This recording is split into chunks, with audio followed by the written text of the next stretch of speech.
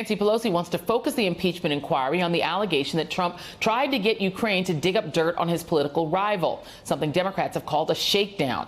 But after Trump appeared to call for the deaths of the whistleblower's sources in the White House, meeting members of his own administration, could witness intimidation also be on the table as an article of impeachment? Joining me now is Congresswoman Ayanna Pressley of Massachusetts, who is a member of the House Oversight and Reform Committee. Thank you for being here. Always great to talk to you. Thank you, Joy. Let me play for you this moment at a UN-related lunch, I believe, where Donald Trump makes what a lot of people are considering a pretty grim threat. Take a listen. I want to know who's the person that gave the whistleblower, who's the person that gave the whistleblower the information? Because that's close to a spy. You know what we used to do in the old days when we were smart, right? With spies and treason, right? We used to handle it a little differently than we do now. So we now know, Congresswoman, that the chairman of the Foreign Affairs, Intelligence, and Congressman Elijah Cummings, who's the chair of one of the committees that you sit on, the Oversight Committee, they've called those comments reprehensible witness intimidation and an attempt to obstruct Congress's impeachment inquiry. In your mind, should those be added as articles of impeachment should Donald Trump be impeached by the House?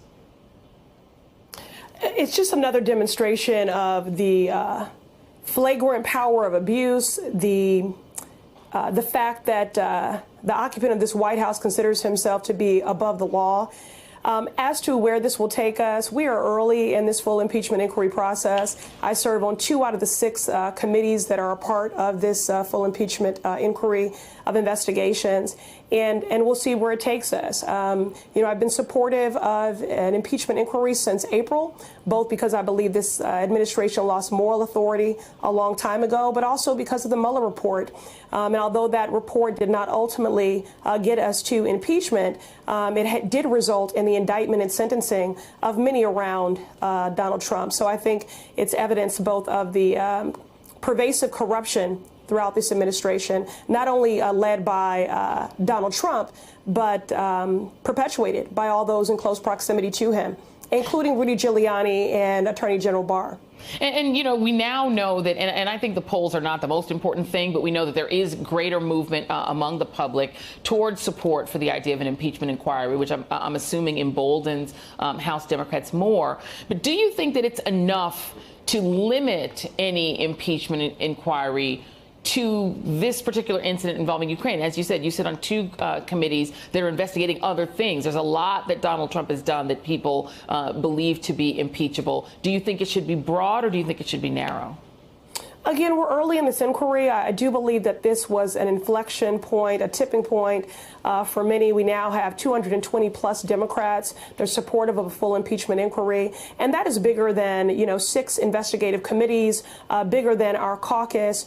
This is about the American people. And I think that political will from the American people is moved to this. We hear it at town halls and faith houses, at grocery stores.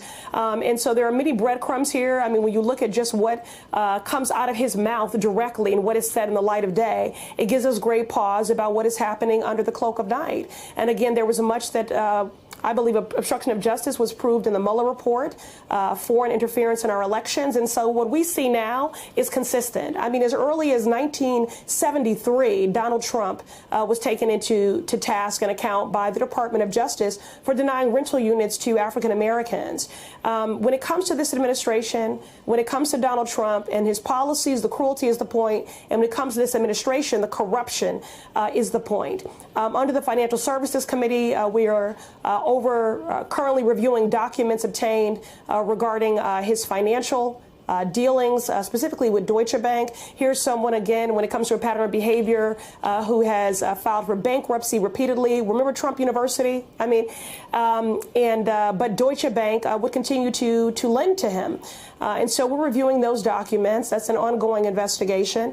And then in the Oversight and Reform Committee, which I also serve on, we just issued a subpoena of Secretary Pompeo, along with Chairman Cummings did that in partnership with Chairman Chairman Schiff and Chairman Engel, and we believe that those documents will further corroborate the whistleblowers' accounts. And speaking of sort of to type, Donald Trump, of course, is now attacking yourself, Congresswoman Ilhan Omar, Congressman Tlaib, and Congressman Ocasio-Cortez.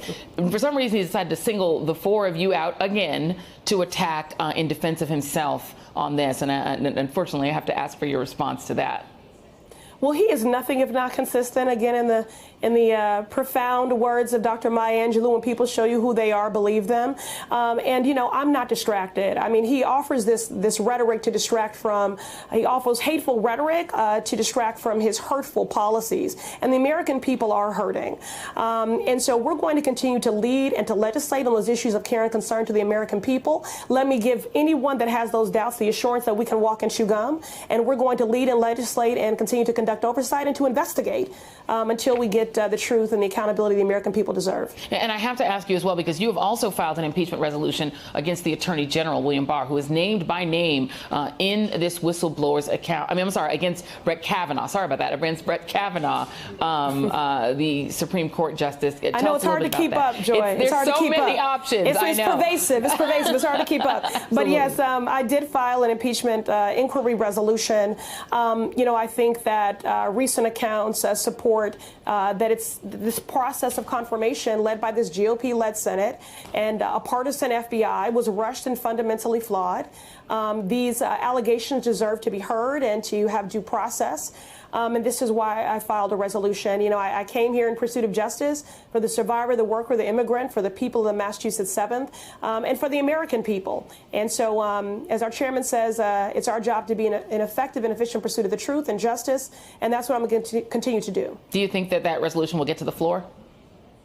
You know, I'm encouraged by the people who have already signed on, but please do bear in mind the impeachment inquiry resolution, which now has over 220 Democrats who support that. You know, for months, I think that that resolution was maybe at 10 or 12 co-sponsors. And so we're, you know, continuing to be in conversation with our colleagues, and we'll see. But you know, I'm going to continue to do the work of fighting for the healing and the justice of survivors.